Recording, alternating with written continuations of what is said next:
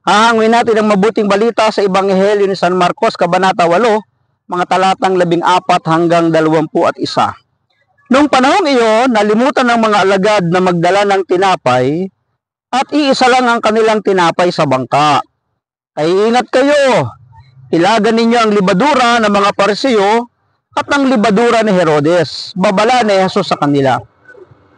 Nag-usap-usap ang mga alagad, wala kasi tayong dalang tinapay, kaya niya sinabi yon. Alam ito ni Jesus, kaya sila tinanong niya, bakit ninyo pinag-uusapan na kayo walang dalang tinapay? Hindi ba kayo nakababatid o nakakaunawa? Hindi pa ba ito abot ng inyong isip? Wala ba kayong mga mata? Wala ba kayong tainga? Nakalimutan na ba ninyo na ang paghati-hatiin ko ang 5 tinapay para sa 5,000? Ilang bakol ang napuno ninyo sa mga lumabis na tinapay? 12 po, tugon nila. At nang paghati-hatiin ko ang 7 tinapay para sa 4,000, ilang bakol na malalaki ang napuno ninyo? Tanong niya. 7 bakol po, tugon nila. At hindi pa rin ninyo nauunawaan? Wika niya. Pagpalain ng Diyos ang pagkabasa ng kanyang mabuting balita. Pansinin po ninyo nang ang mga alagad ay naglalakbay kasama ang Panginoon sa bangka. Meron silang nakitang isang suliranin. Siguro mahaba-haba yung kanilang lakbayin o kaya naman sa kanilang pupuntahan ay isang ilang na lugar at wala silang mapagkukunan ng tinapay o pagkain. Kaya nagkaroon sila ng suliranin sa hinaharap. Batid ng Panginoon yung kanilang suliranin. Kaya ipinaalala sa kanila na hindi pa ba nyo ito nauunawaan? Hindi nyo ba tatandaan yung 5 tinapay? Ilan bang tao ang napakain ko? Ilan ba ang natira ng mga panahon na yun?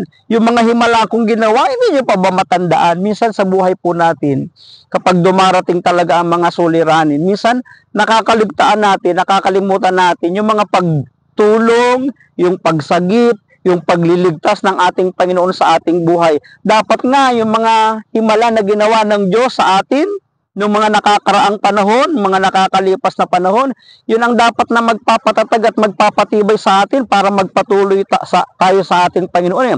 Para makapagpatuloy tayo sa Kanya na makapaglingkod. Alalahanin natin si David nang labanan niya si Goliath. Sabi ng mga Bible scholar, habang nilalabanan ni David si Goliath, ang nasa isipan daw ni David habang iwinawas-iwas yung tirador, kung ibinigay ng Diyos sa aking kamay ang mga leon, oso, mababangis na hayop, mababangis na aso, para iligtas ang aking mga tupa, ibibigay ka rin sa akin ng Diyos para iligtas ang bayang Israel, ang bayan ng Diyos. So, kaya nagtagumpay. Sino?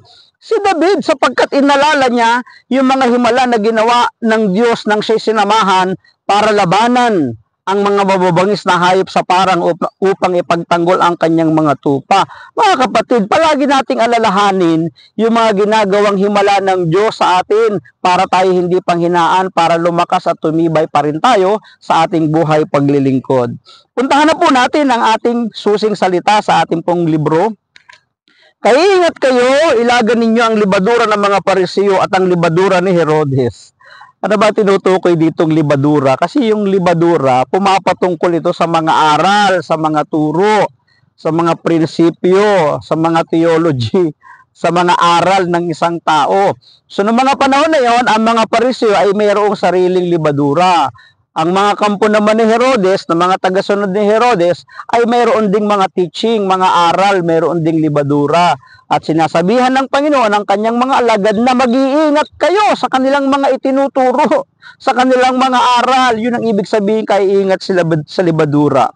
Kapag inihalo na ang kapirasong libadura sa harina, hindi na natin ito nakikita, pero alam natin na ito ang nagpapaalsa ng masa. Totoo yun eh. May mga katuruan na akala natin totoo kapag inihalo sa salita ng Diyos. Pero kapag ikaw ay babad sa salita ng Diyos, nagbabasa ng salita ng Diyos, malalaman mo agad na hindi ito yung salita ng Diyos kasi may pipitik sa puso mo, may magkukorek sa yung puso at kalooban Hindi yan sang-ayon sa aral at salita ng Diyos. Bakit? Kasi maraming tao ngayon na sinisingitan ng libadura. Alin? Yung aral at salita ng Diyos, parang libadura na kapag inihalo mo na sa harina, hindi mo na alam kung nasaan doon. Pero makikita mo yung epekto sapagkat umaalsa yung masa. Ginamit itong talinghaga ni Jesus para ituro sa mga alagad ang impluensya ng kadiliman at kasamaan sa lipunan. Yung pag-alsa po ng harina, impluensya yon ng libadura. Sa atin din pong mundo na ginagalawan, maraming umi-impluensya sa atin na hindi aral at salita ng Diyos. Yun daw ay turo ng kasamaan at kadiliman, sabi ng ating Panginoon. Kaya dapat pag-ingatan na maiwasan ng anumang impluensya ng mga Pariseo tulad ng pagka-ipokrito, legalismo, pagmamapuri, pagmamataas, pagiging mukhang pera. Di ba? Totoo naman ang mga Pariseo nung araw na yun, mga mukhang pera. Kaya nga nagagalit ang Panginoong Yesus sa kanila sapagkat ang laging binabanggit ni Jesus, kayo! Inuubos nyo, hinuhutot ninyo ang kayamanan ng mga babaeng balo. Bakit? Sinasangkalan ninyo ang pagdadasal ng mahahaba. Sinasangkalan ninyo ang inyong pananalangin para kayo ay makahuthot. Di ba? Mga mukha silang pere. Pag-aaral tuwina pero di natututo. At pagtuturo sa iba pero di natututunan ang sarili.